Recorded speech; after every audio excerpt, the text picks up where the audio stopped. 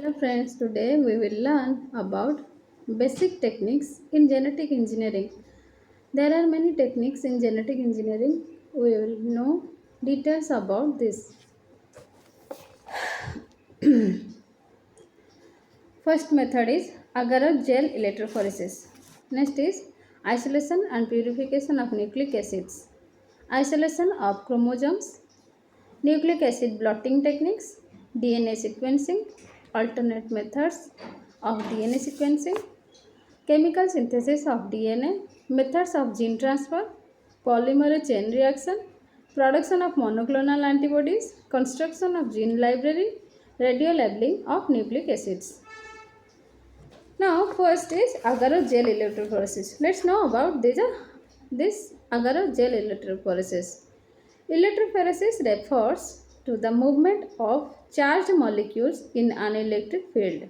The negatively charged molecules move towards the positive electrode while the positively charged molecules migrate towards the negative electrode. Gel electrophoresis is a routinely used analytic technique for the separation or purification of specific DNA fragments. The gel is composed of either polyacrylamide or agarose. Polyacrylamide gel electrophoresis is used for the separation of small DNA fragments while agarose electrophoresis is convenient for the separation of fragments DNA fragments ranging in size from 100 base pair to 20 kilobase pair kb pairs.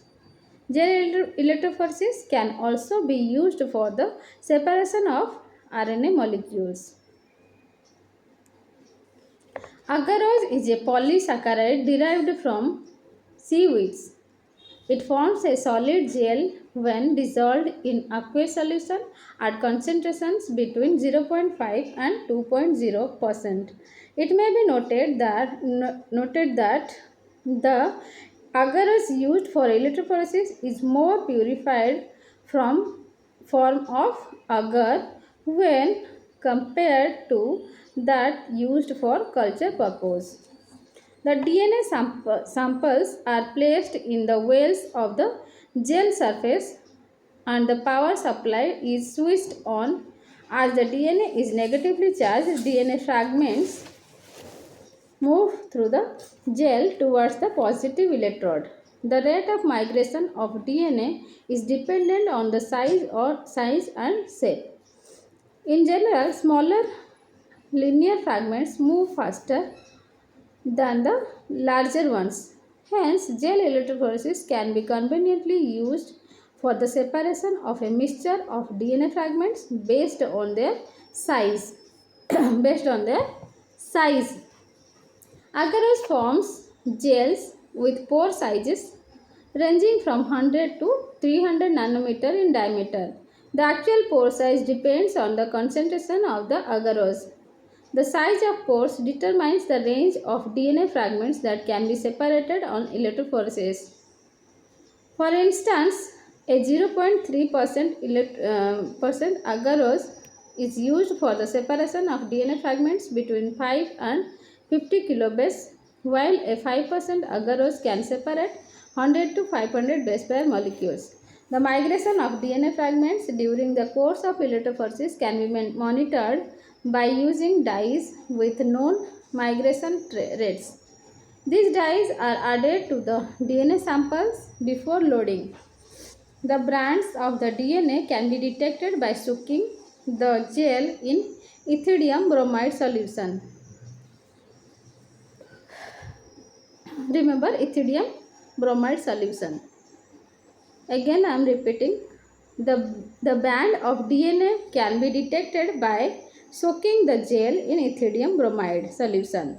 When activated by ultraviolet radiation, DNA base pairs in association with ethidium bromide emit orange fluorescence.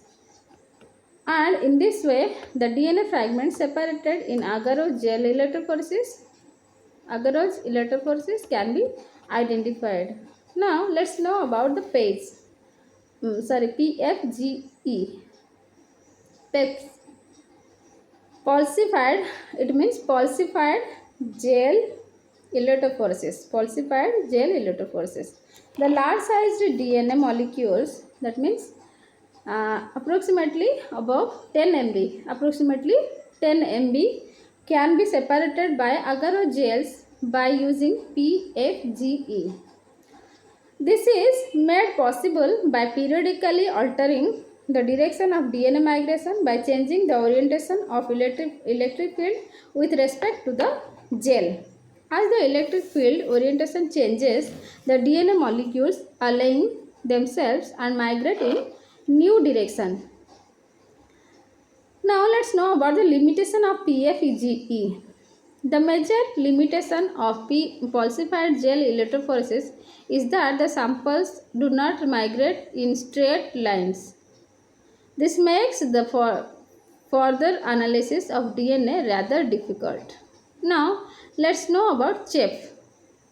Contour clamped homogeneous electrical field electrophoresis. CHEF is an improved method to apply altering electrical fields to separate DNA molecules in electrophoresis. In this approach, the reorientation angle of electrical field is fixed at 120 degrees centigrade and electrophoresis carried out. By using CHEF, large DNA fragments can be routinely separated in a matter of hours. Now let's know about PAGE, polyacrylamide gel electrophoresis. Polyacrylamide gel electrophoresis. Polyacrylamide gel is composed of chains of acrylamide monomers cross-linked with the methyl bisacrylamide units. The pore size of the gel is dependent on the total concentration of the monomers and the cross links.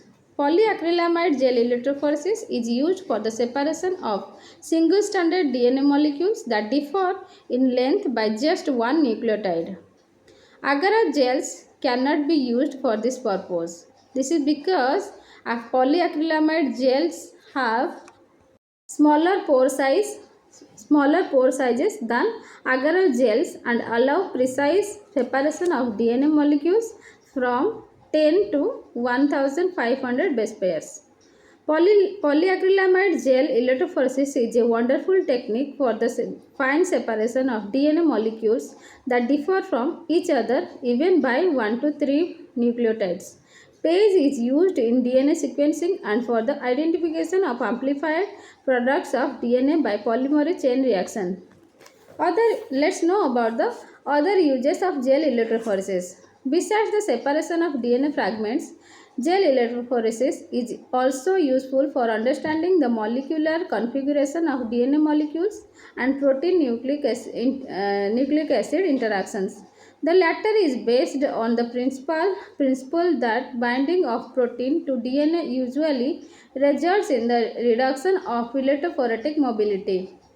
The electrophoretic technique for protein nucleic acid interaction involves the addition of desired protein to double-stranded DNA fragments, separation of this complex and naked DNA by electrophoresis. The separation pattern can be visualized to understand the protein nucleic acid interactions. Now let's know about the isolation and purification of nucleic acids. Almost all the experiments dealing with gene manipulations require pure forms of either DNA or RNA or sometimes even both. Hence, there is a need for the reliable isolation of nucleic acids from the cells. The purification of nucleic acids broadly involves three stages. First is breaking or opening of the cells to expose nucleic acids. Second is separation of nucleic acids from other cellular components. Third is recovery of nucleic acids in a pure form. Analytical procedures involving a few steps to several steps are in use for the purification of nucleic acids. In fact, commercial kits are readily available these days to enable purification of either RNA or DNA from the different sources. The basic principles of nucleic acid purification we will know. Now let's know about purification of cellular DNA. The first step for DNA purification is to open the cells and release DNA. The method should be gentle to preserve the native DNA. Due to variability in cell structure, the approaches to break the cells are also different. Now let's know about lysis of cells. Bacterial cells. The bacterial cells, example E. coli, Escherichia coli, can be lysed by a combination of enzymatic and chemical treatments. The enzyme lysozyme and the chemical ethylene diamine tetraacetate are used for this purpose. This is followed by the addition of detergents such as sodium dodecyl sulfate. And now let's know about animal cells. Animal cells, particularly cultured animal cells, can be easily opened by direct treatment of cells with detergents. Plant cells. Plant cells with strong cell walls require harsh treatment to break open. The cells are frozen and then ground in a mortar and pestle. This is an effective way of breaking the cellulose walls. Now let's know about methods to purify DNA. There are two different approaches to purify DNA from the cellular extracts. Purification of DNA by removing cellular components. This involves the degradation or complete removal of all the cellular components other than DNA.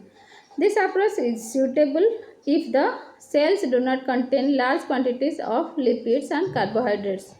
The cellular extract is centrifuged at a low speed to remove the debris that forms a pellet at the bottom of the tube. The supernatant is collected and treated with phenol to precipitate proteins at the interface between the organic and aqueous layers. The aqueous layers containing the dissolved nucleic acids is located and treated with the enzyme ribonuclease. The RNA is degraded while the DNA remains intact. This DNA can be precipitated by adding ethanol and isolated after centrifugation and suspended in an appropriate buffer. DNA purification of DNA. Let's know about direct purification of DNA. In this approach, the DNA itself is selectively removed from the cellular extract and isolated. There are two ways for direct purification of DNA. In one method, in the addition of a detergent cetyl trimethyl ammonium, that is CTAB, results in the formation of an insoluble complex with nucleic acids. This complex in the form of a precipitate is collected after centrifugation and suspended in a high salt solution to release nucleic acid. By treatment with RNAs, RNA is degraded. Pure DNA can be isolated by ethanol precipitation. The second technique is based on the principle of tight binding between DNA and silica particles in the presence of a denaturing agent such as guanidinium thiocyanate. The isolation of DNA can be achieved by the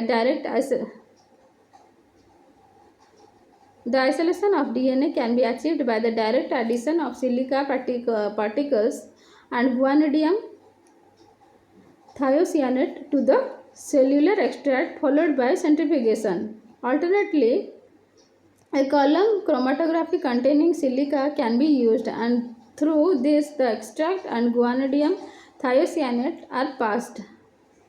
The DNA binds to the silica particles in the column, which can be recovered. Purification of plasmid DNA. Pure forms of plasmid DNA are often required in genetic engineering experiments. The prerequisite for a successful isolation of plasmid DNA is the appropriate and gentle lysis of the host cells so that the plasmid DNA is released without too much contamination of chromosomal DNA. The high molecular weight host cell chromosomal DNA can be removed along with the cell debris by high speed centrifugation. This results in the formation of a cleared lysate from which pure plasmid DNA can be isolated. Of the several methods in use to isolate plasmid DNA can be described in two methods. First is isopycnic centrifugation method. Second is Brin biome and Dolly method. Let's know about first of all isopycnic pycnic centrifugation method. The cleared lysate is treated with a solution of cesium chloride containing ethidium bromide. ETBr can bind with linear DNA molecules and not with the circular plasmid DNA. The density of DNA ETBr complex is much lower than the plasmid DNA. The circular plasmid DNA can be separated by isopycnic centrifugation in a CSCl ETBr gradient. Now let's know about Brin biome and Dolly method. This technique developed by Birm, Boehm and Dolly in 1979 is widely used for the purification of plasmid DNA, and this method is based on the principle that there is a narrow range of pH that should be 12.0 to 12.5 at which denaturation of linear DNA and not closed circular DNA occurs. When the cleared lysate is subjected to carefully monitored alkaline pH, that means 12.0 to 12.5, the plasmid DNA molecules remain in solution while all other DNA molecules get denatured and precipitate. This precipitate can be removed by centrifugation. The plasmid DNA in the supernatant can be concentrated by ethanol precipitation. Sometimes further purification of plasmid DNA may be necessary, which can be achieved by gel filtration. Now let's know about the factors affecting plasmid DNA purification. First is plasmid copy number. The number of plasmids present in the host cells at the time of harvest is important. The copy number in turn is influenced by growth medium, genotype of host cells and stage of growth. In general, the higher copy number and the better is the yield of plasmid DNA on purification. Second is preparation of cleared lysate. The methodology adopted and the care taken for the lysis of the host cells to prepare cleared lysate is important. Now, third point is host cells with end A gene, capital A gene. The wild type host cells possess end A gene that encodes the enzyme endonuclease 1. The function of this enzyme are not clearly known. It is, however, observed that the cell strains bearing end A mutations improve the stability and yield of plasmid DNA. Now let's know about purification of mRNA. Among the RNAs, mRNA is frequently required in a pure form of genetic experiments.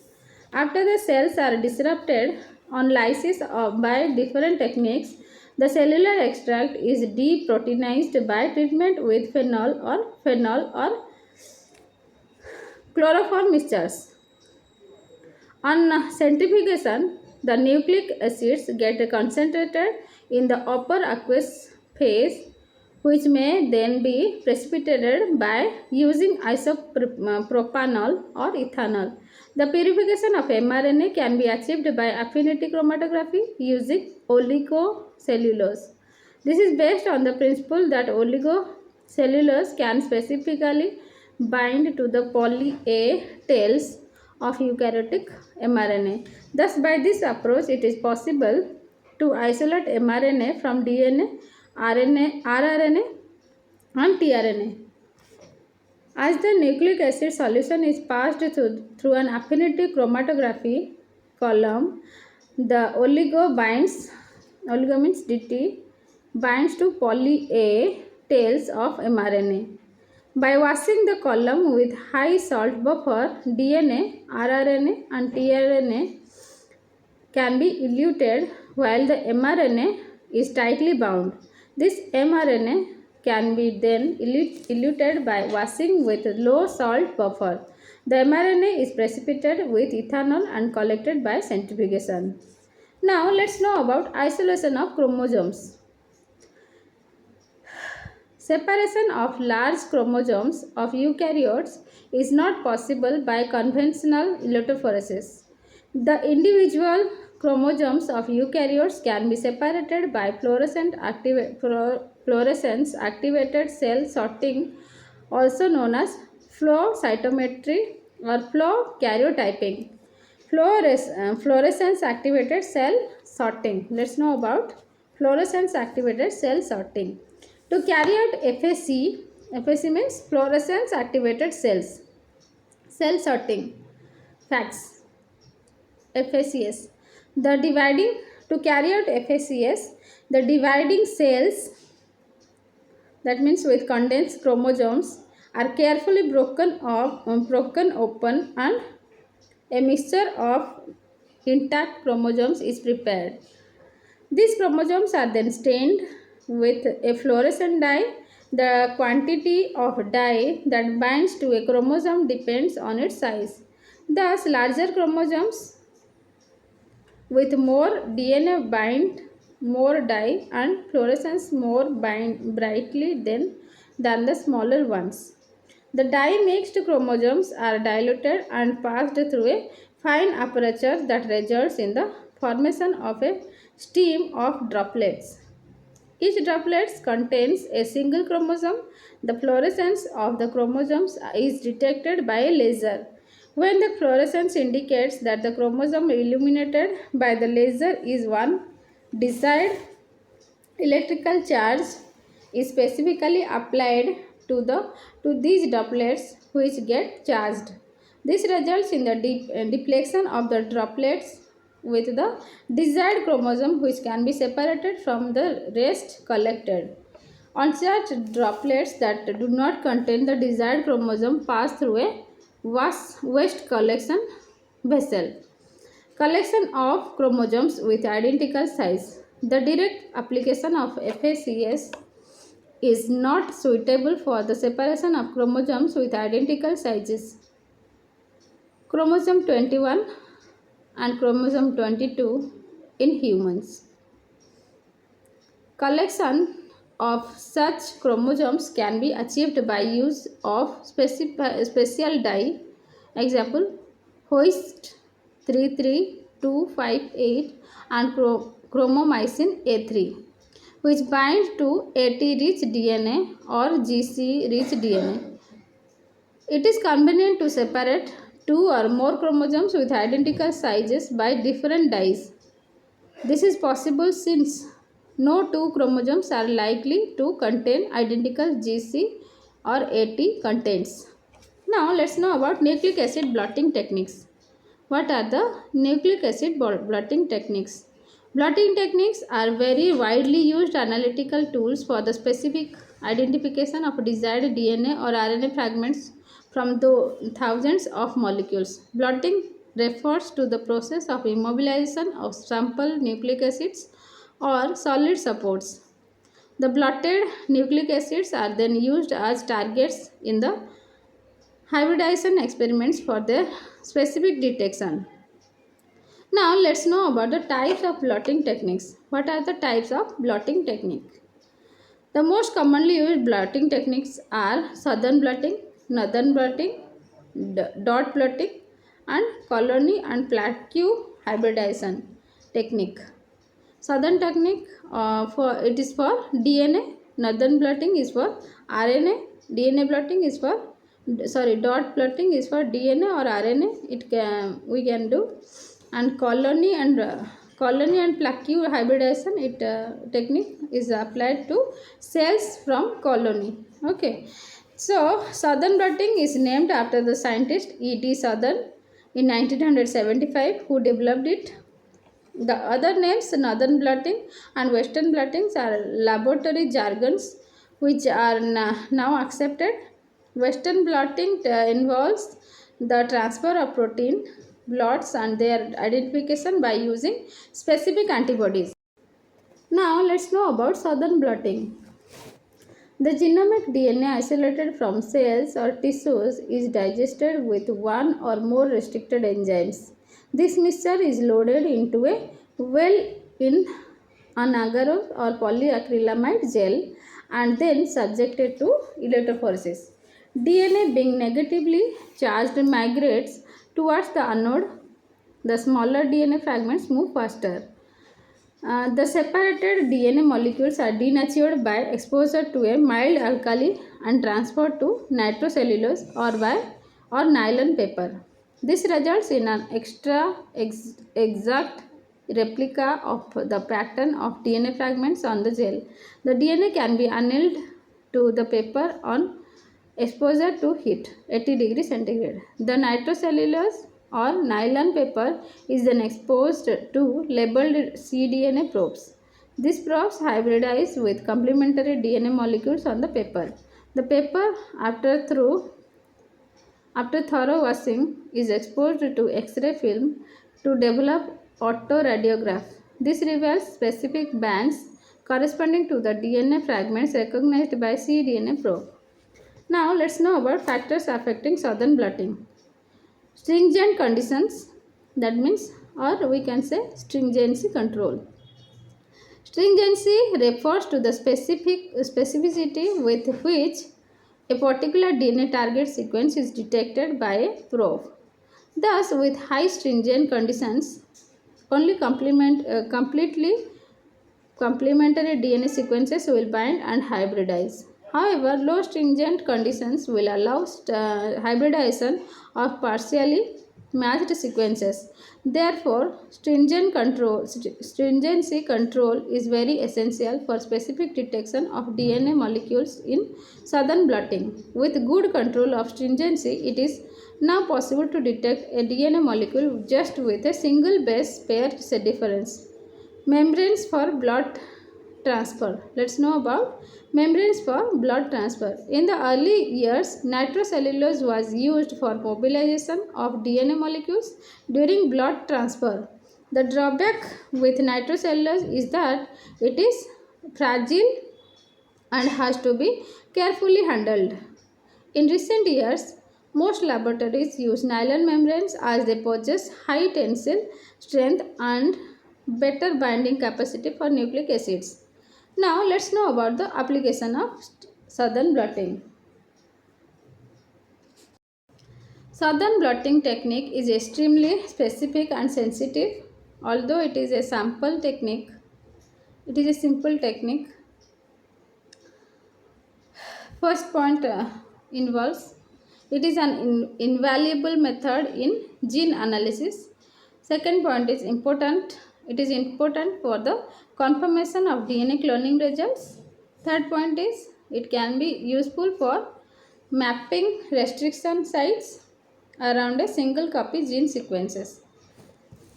Fourth point is it can be used in forensically applied to detect minute quantities of DNA, like to identify parenthood, thieves, rapists, etc. It can be used highly useful for the determination of restriction fragment length polymorphism RFLP associated with pathological conditions. Next point, sixth point is it can be DNA pieces from one species example human, can be used to detect the DNA molecules from related species. This technique is referred to as zoo blotting. Let's know about northern blotting. Northern blotting is a technique for the specific identification of RNA molecule. The procedure adopted is almost similar to that of southern blotting, and RNA molecules is subjected to electrophoresis followed by blood transfer, hybridization and autoradiography. RNA molecules do not easily bind to nitrocellulose paper or nylon membranes. Blood transfer of RNA molecules is carried out by using a chemically reactive paper prepared by diazotization of amino-benzyl oxymethyl to create diazo-benzylo-oxymethyl DMB paper. The RNA can covalently bind to DMB paper. The blood transfer DNA molecules hybridize with DNA probes which can be detected by autoradiography.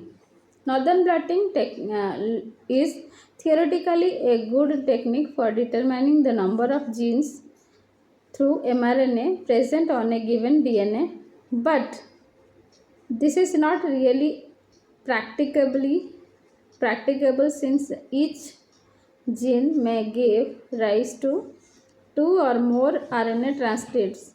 Another drawback is presence of exon and introns.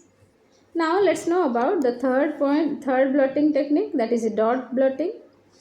Dot blotting is a modification of southern and northern blotting technique. The nucleic acid, that is DNA or RNA, are directly spotted onto the filters and not subjected to electrophoresis. The hybridization procedure is the same as in original blotting technique. Dot blotting technique is particularly useful in obtaining quantitative data for the evaluation of gene expression. Now let's know about Western blotting. Western blotting involves the identification of proteins. It is to very useful to understand the nucleic acid functions, particularly during the course of gene manipulations. The technique of Western blotting involves the transfer of electrophoresis forest protein bands from the polyacrylamide gel to nylon or nitrocellulose membrane. These proteins can be detected by specific protein ligand interactions. Antibodies or lectins are commonly used for this purpose. Now, let's know about autoradiography. Autoradiography is the process of localization and recording of a radio label within a solid specimen with the production of an image in a photographic emulsion. These emulsions are composed of silver halide crystals suspended in gelatin. When a beta particle or a gamma ray from a radio label passes through the emulsion, silver ions are converted to metallic silver atoms.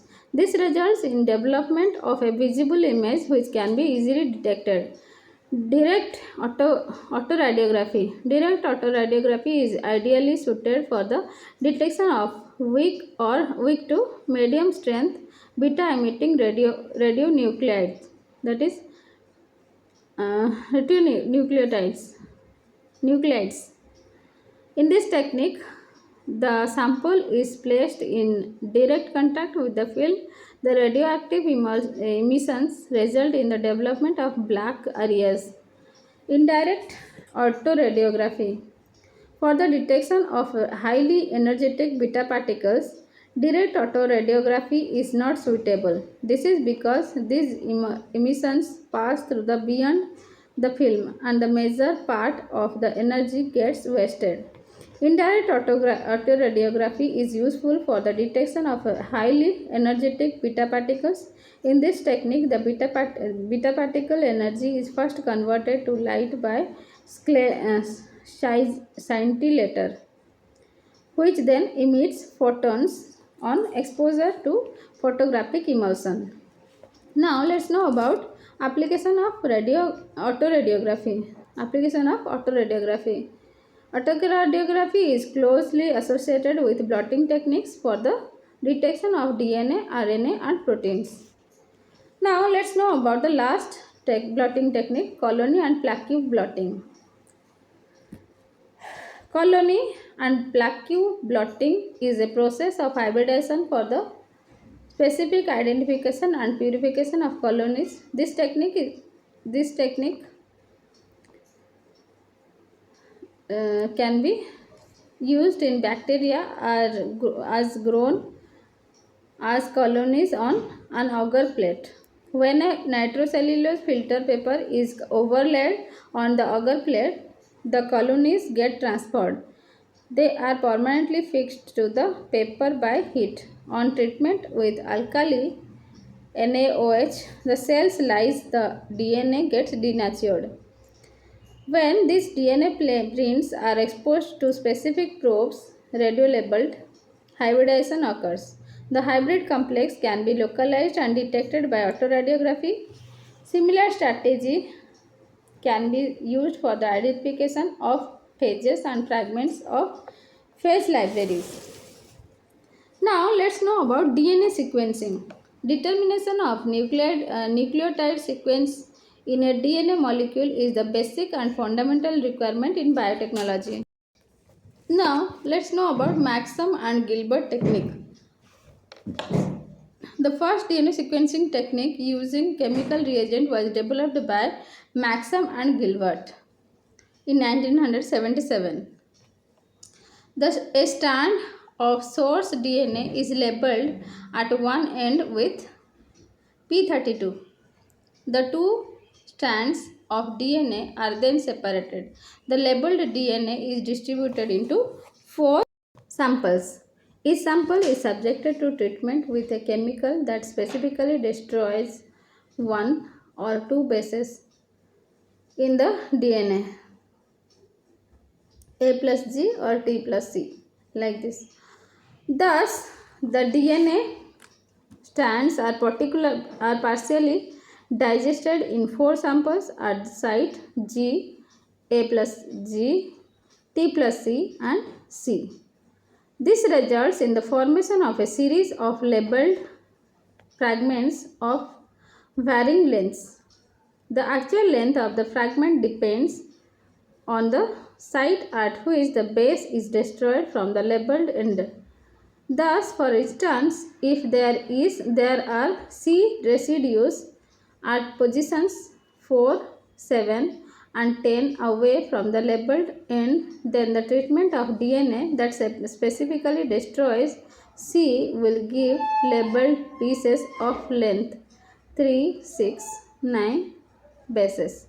The labeled DNA fragments obtained in the 4 tubes are subjected to electrophoresis sides by side and they are detected by autoradiograph. The sequence of the bases in the DNA can be constructed from the band on the electrophoresis. Dideoxynucleotide method.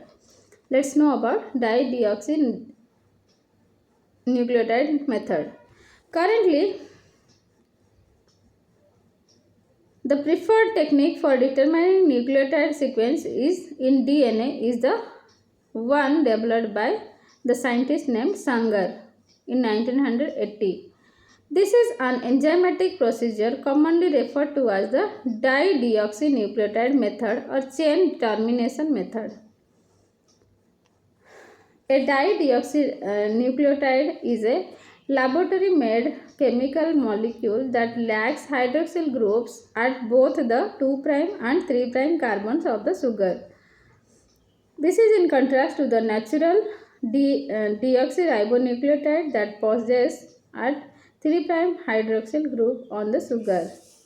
Now let's know about termination role of dideoxynucleotide.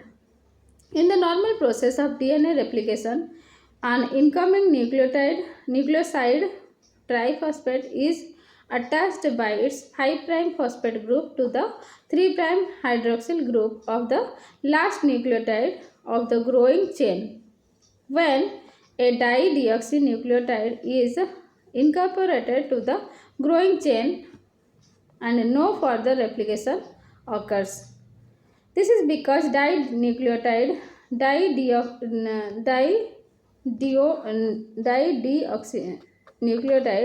lacking a 3' hydroxyl group cannot form a phosphodiester bond and thus DNA synthesis terminates. Now let's know about sequencing methods. The process of sequencing DNA by dideoxynucleotide method is a single stranded DNA to be sequenced is chosen as a template. It is attached to a primer complementary to a small section of the template. The 3' hydroxyl group of the primer initiates the new DNA synthesis. DNA synthesis is carried out in 4 reaction tubes. Each tube contains the primed DNA, Klinov subunit, 4 dideoxyribonucleotides, that is a DD,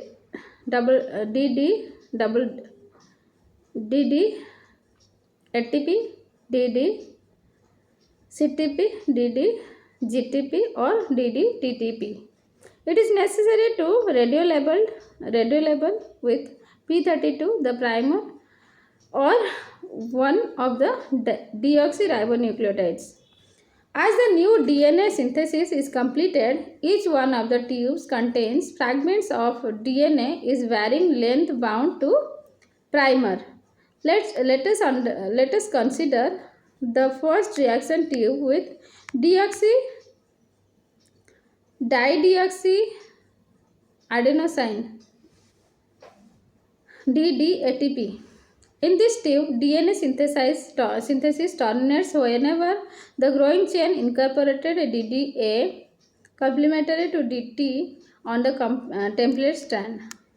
Therefore, this tube will contain a series of different length DNA fragments, each ending with DDA.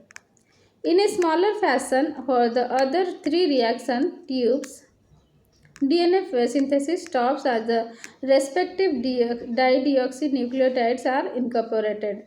The synthesis of new DNA fragments in the 4 tubes. The DNA pieces are denatured to yield free strands with radiolabel.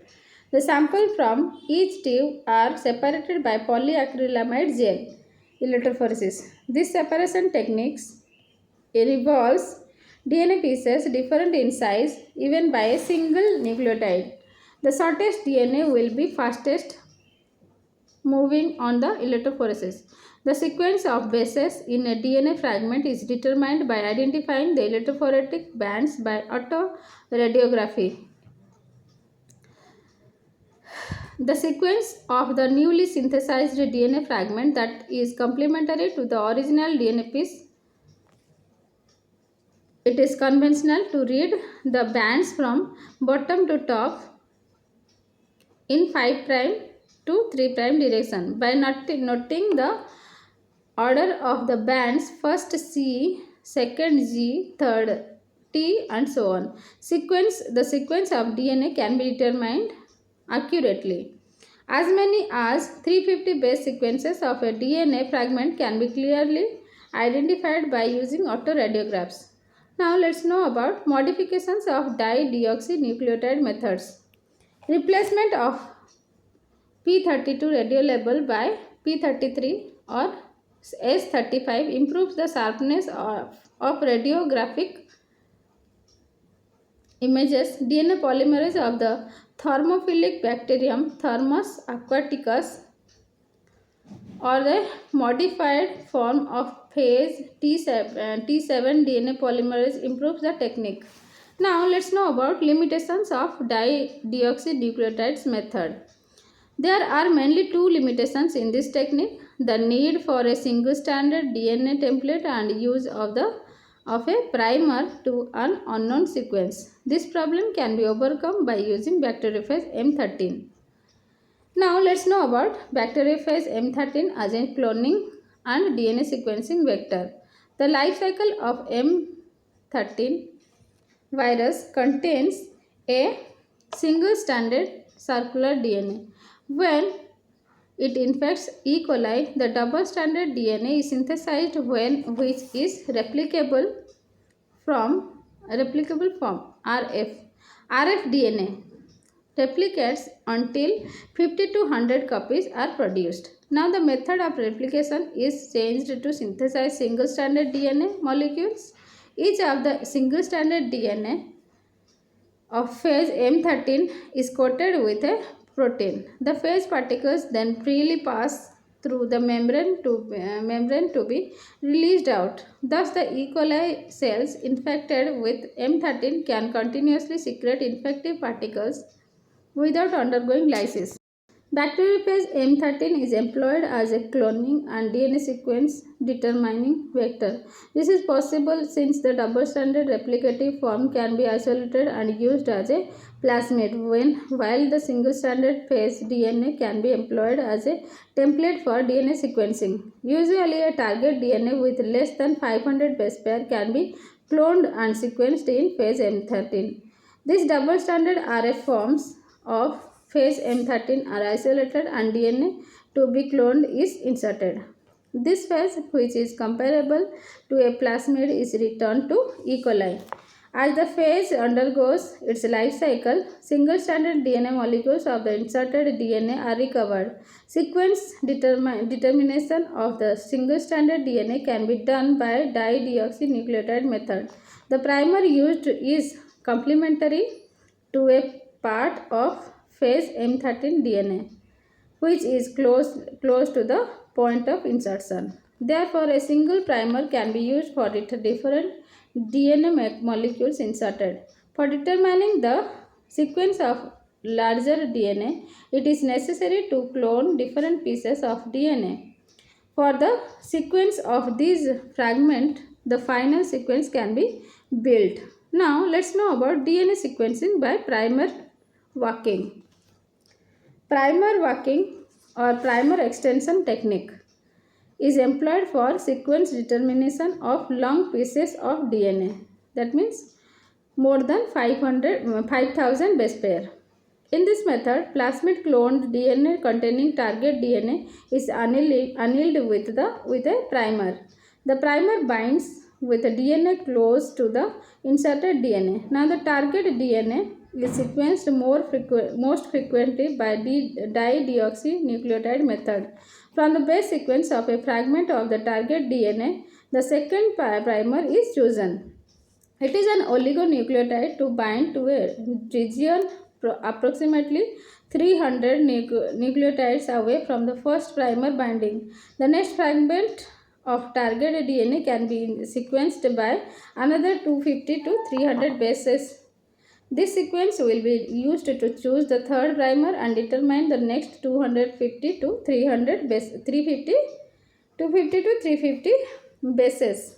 Third round. This is the third round. In this fashion, the primer working is continued until the complete target DNA is sequenced. 3 rounds of primer working technique for DNA sequencing we know. Now let's know about chromosome walking in DNA sequencing. Chromosome walking is a DNA-based sequencing method in which the chromosome is analyzed by extending one tip to reach other. The technique basically involves systematically moving along the chromosome from a known location to an unknown location and thus determining the DNA sequence.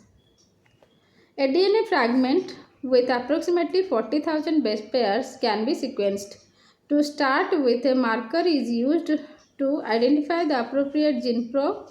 This gene probe must have a section of the base pair identical to the base pairs of the marker. This initial probe will hybridize only with the clones containing fragment A. This fragment A can be isolated, cloned and used as a probe to detect fragment B. This procedure of cloning and probing with fragment is repeated again and again until fragment D hybridizes with fragment E. Now let's know about chromosome jumping. An improved strategy of chromosome walking is chromosome jumping. Many regions of DNA that are difficult to be cloned by walking can be jumped. The procedure involves the circulation of large genomic fragments generated by the digestion of endonucleases.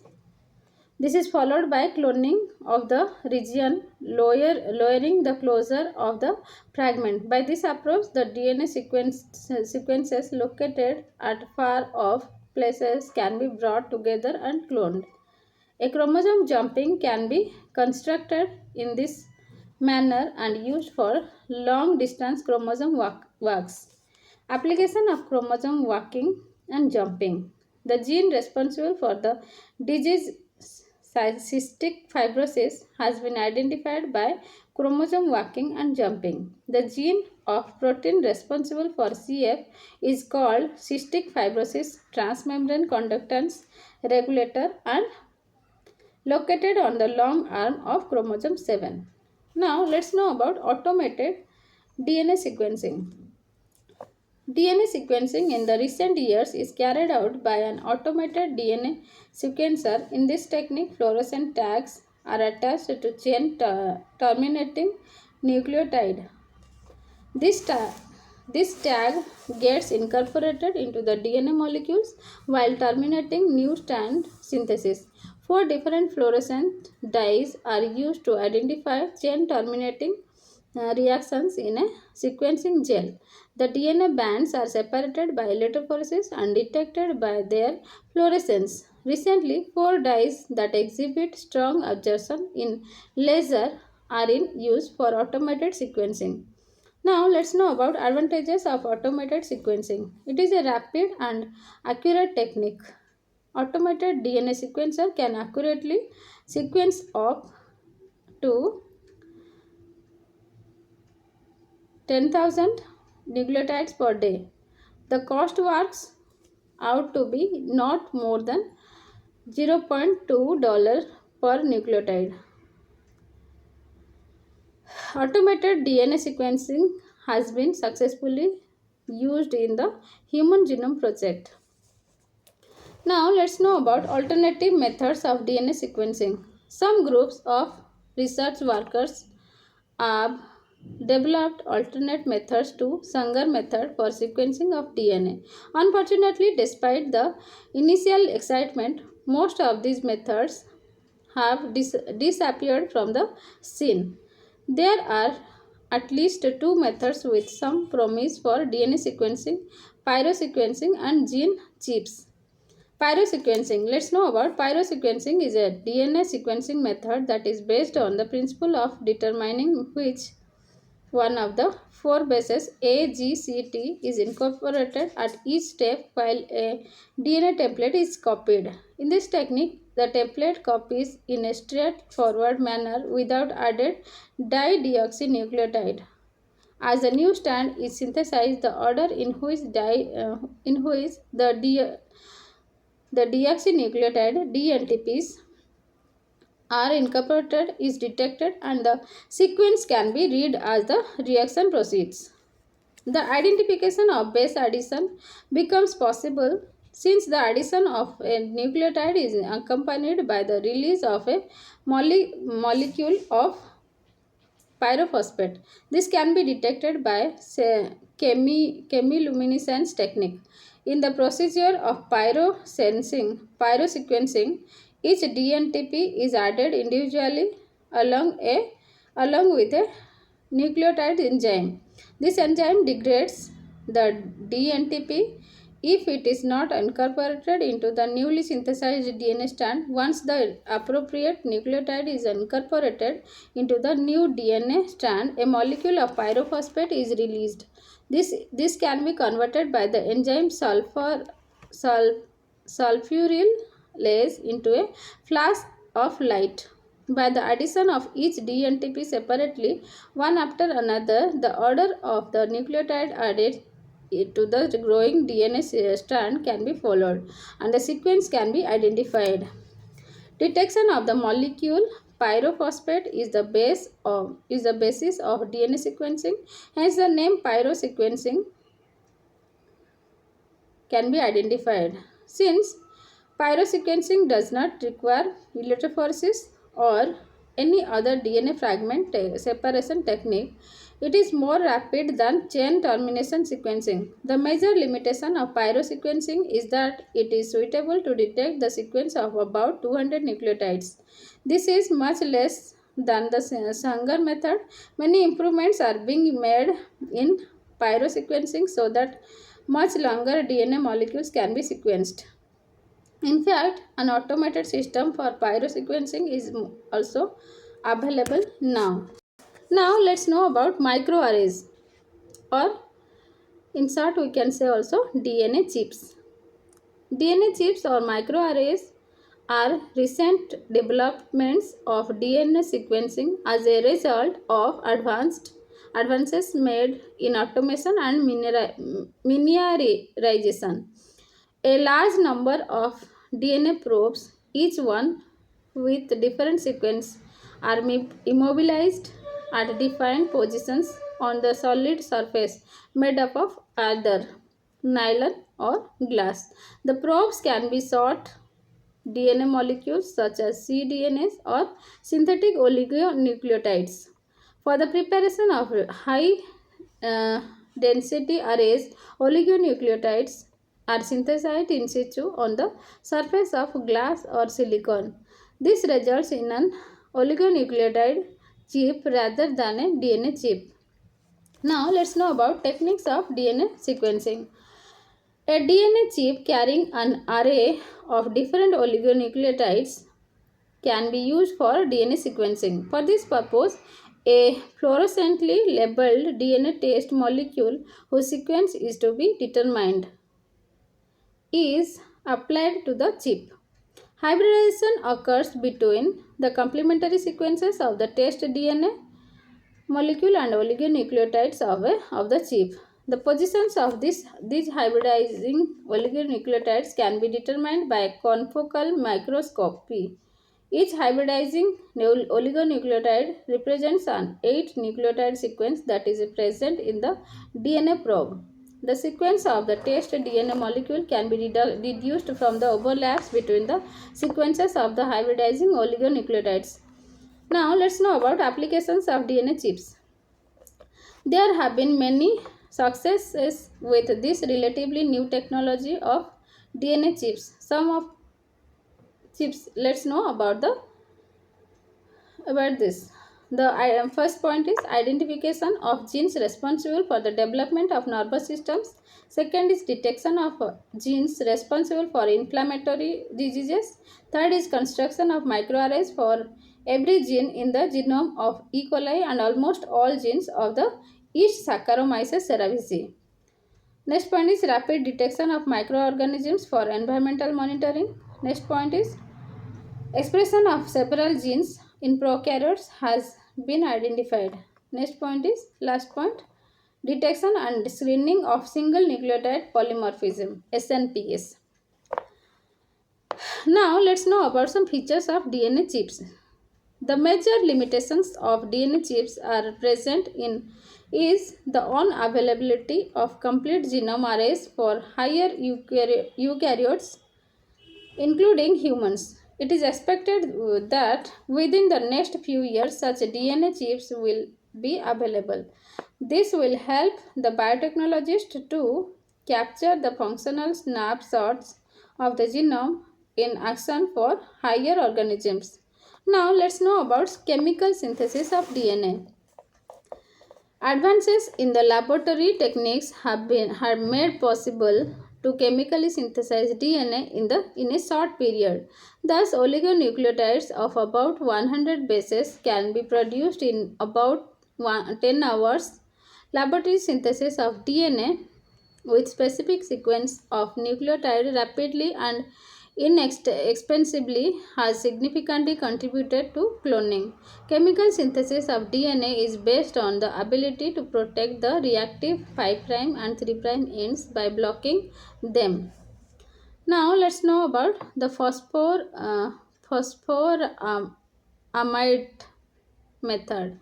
The phosphoramide method is the technique of choice currently in use for the synthesis of DNA.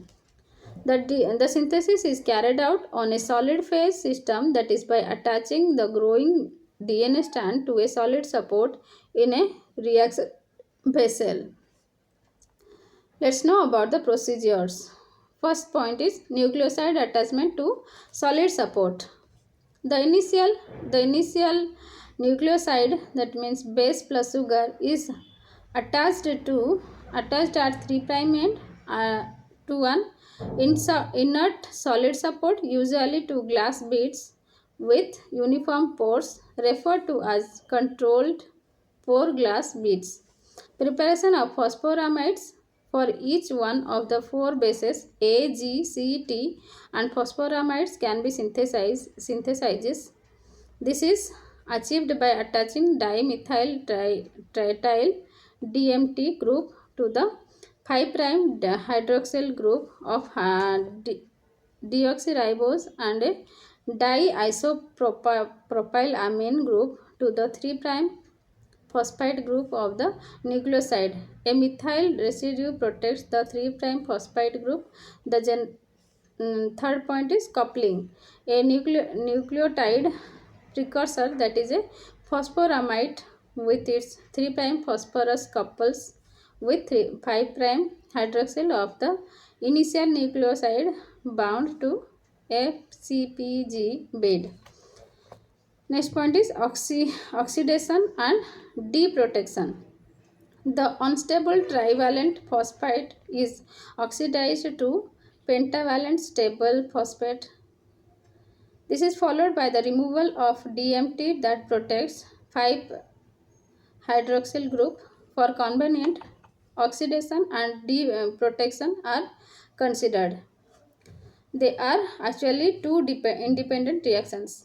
Another nucleotide precursor is now added, and the reactions are coupling, oxidation and deprotection.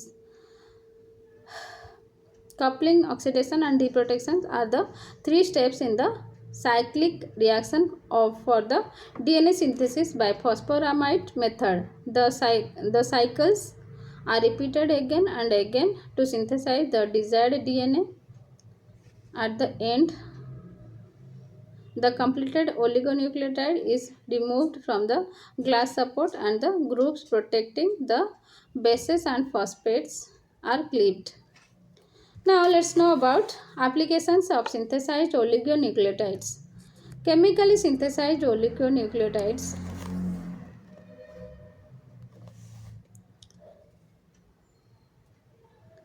Chemically synthesized Let's know about applications of synthesized oligonucleotides. Chemically synthesized oligonucleotides have a number of uses in biotechnology. The linkers and adapters are the oligonucleotides commonly employed in the preparation of recombinant DNA. Chemically synthesized DNAs with known sequences can be used for the synthesis of proteins or polypeptides. Third point is DNA probes, particularly the single stranded oligonucleotide probes, can be synthesized in the laboratory. This is based on the codon sequence of mRNA, which in turn is dependent on the amino acid sequence. Fourth point is single stranded oligonucleotides are used as primers in primerase chain reaction. For in vitro mutagenesis, single stranded oligonucleotides are employed. Now let's know about synthesis of genes.